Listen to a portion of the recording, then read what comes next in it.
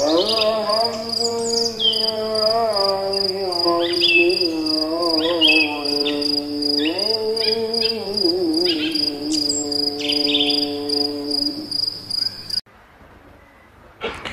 ini saya sedang merasakan asam lambung naik dan GERD. Nasihat terbaiknya pola makan hidup saya agar bisa sembuh dengan izin Allah apa? Ya rutin, jadi makanan-makanan yang sifatnya bisa jadi memicu ya. Tepung-tepungan, gula, minyak, ya di stop semualah. Kemudian termasuk salah satunya adalah garam. Ya. Kalau saya ya punya salah satu yang saya rekomendasikan adalah coba ketika misalkan ibu ini kan dia minum madu nih, dia minum madu sama jahe. Nah kasih garam sedikit. Ya, garam itu juga bagus untuk bukan menetralkan, tapi memperbaiki enzim pada lambung kita. Reaksi enzimatisnya tubuh kita itu bisa dibantu sama garam tadi.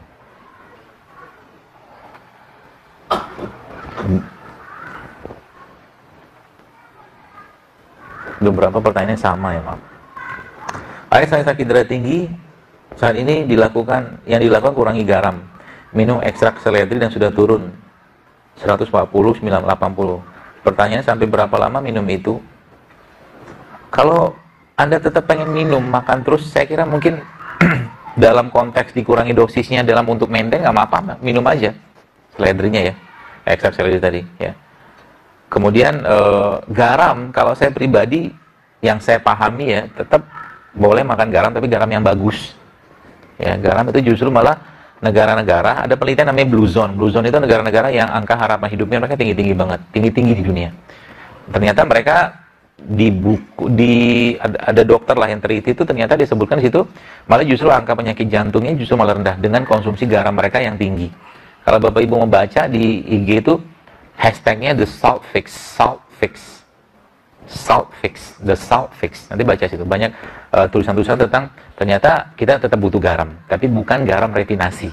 Jadi kalau garam yang mineral, garam yang penuh dengan mineral itu insya Allah sangat baik, tidak masalah. Tapi jangan berlebihan juga.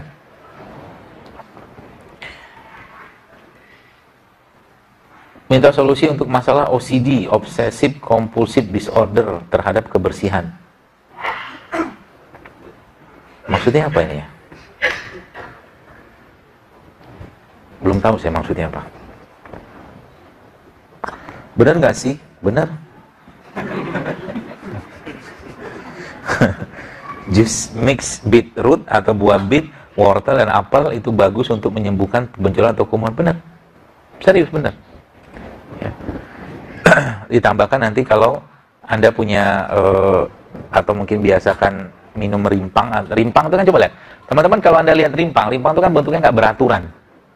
Jahe gitu kan, coba lihat. Untuk jahe itu kan liar, nggak apa ya, nggak terstruktur kan.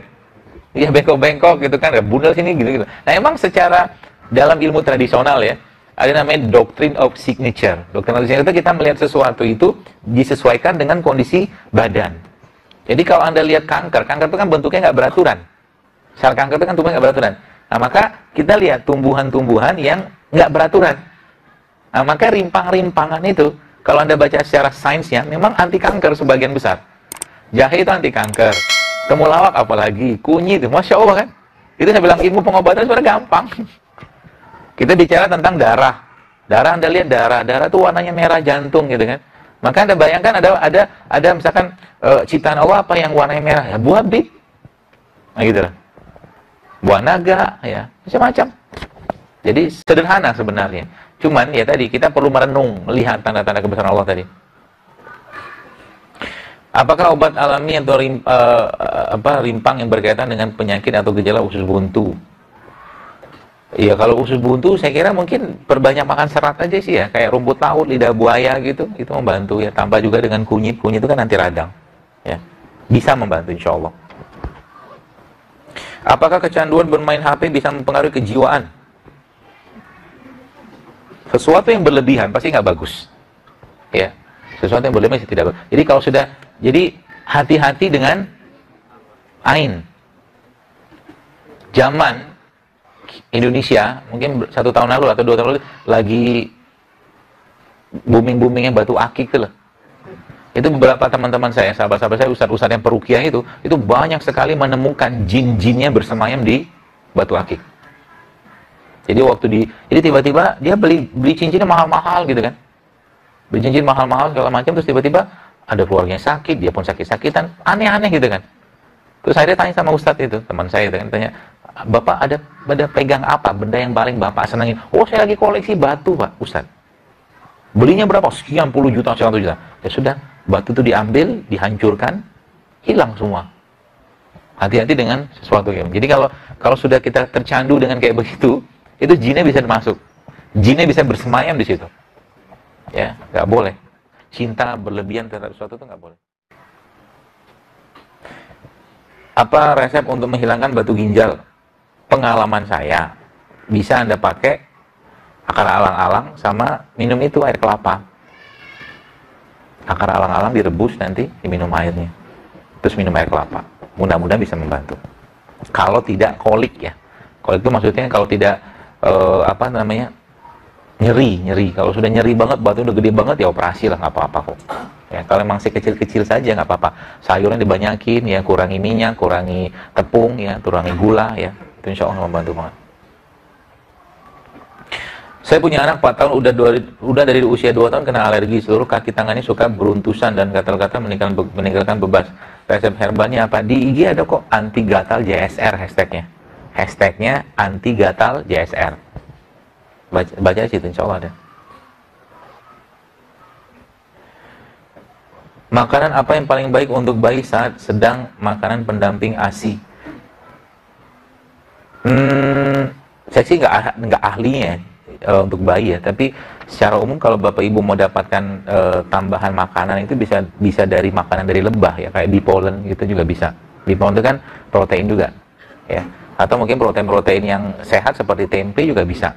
Tempe nanti dihancurkan dijadikan seperti bubur juga bisa. Kasih madu atau kasih kurma. Itu bisa juga buat pendamping ASI-nya. Ya. Dan ibunya saat lagi pendamping ASI begini juga tidak perlu juga untuk mengkonsumsi seperti ya madu kayak batu soda, itu juga perlu. Bagaimana tanggapan saya mengenai testosteron replacement terapi? Apakah halal? Wallahualam, saya belum baca ya, belum tahu ini. Ya, tapi kalau testosteronnya dari orang lain ya, wallahualam seperti nggak halal lah. Ya, wallahualam, tapi belum tahu saya. Detail belum tahu. Bagaimana dengan CBD oil atau balm yang berbahan dasar kanabis? Kalau dibilang dia bermanfaat, cuma regulasinya nggak boleh. Kanabis itu ganja ya. Ya, minyak ganja itu di beberapa, kayak di Amerika itu dijual. Emang dia punya peran untuk pengobatan, tapi masalah regulasinya nggak boleh. Gimana? Pakai itu nanti malah masuk penjara kan repot. Ya, mendingan nggak usah sih. Saya belum lama periksa lab, hasilnya 97% abnormal, 3% abnormal. Bagaimana memperbaikinya? Puasa. Puasa adalah bentuk paling baik untuk memperbaiki sperma sama ovum. Kalau sudah puasa, maka sahur sama bukanya jangan nyampah lagi. Ya. Mentang-mentang puasa, bukanya ya gitu lagi. Kapan mau sehat badannya? Ya, apalagi puasa juga nggak tiap hari kan. Di luar sisa puasa itu Anda harus banyakin ya. Rimpang, rempah, sayur, buah rimpang. Jadi gini, tubuh kita bisa memperbaiki dirinya sendiri kalau kita ngasih bahan baku yang tepat. Bahan bakunya apa? Kalau saya punya bahasa itu produk ciptaan Allah gitu loh. Jadi rempah, rimpang, sayur, buah, salah 4-nya. Salah yang lain banyak. Ya, insya Allah bisa benar badannya. Akan perbaiki. Dan jangan khawatir lah. Kalau memang Allah mau kasih, pasti dikasih gitu, tenang aja. Ya. Kita dikasih penyakit kayak begini, ya, atau mungkin kondisi kayak begini, pasti ada asbab, musabab dari apa yang kita kerjakan di masa lampau gitu loh. Pasti ada. Ya, maka minta ampun itu cara paling baik, ya, bertobat, ya, banyakin sedekah, banyakin istighfar, salah satunya itu. Puasa. Kemudian apalagi cara yang lain?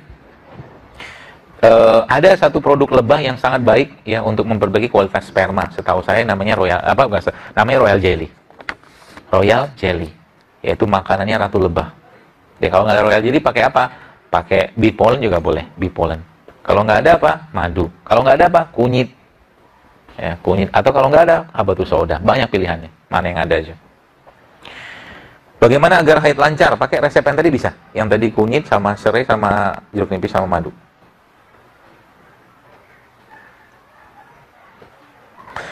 Januari lalu saya kena Bell palsy. Untuk menjaga kondisi badan supaya tidak drop atau terkena Bell palsy, sebaiknya konsumsi apa atau untuk syaratnya? Coba konsumsi itu ya, rempah-rempah yang sifatnya panas, kayak cengkeh, ya, kayu manis, kemudian jahe.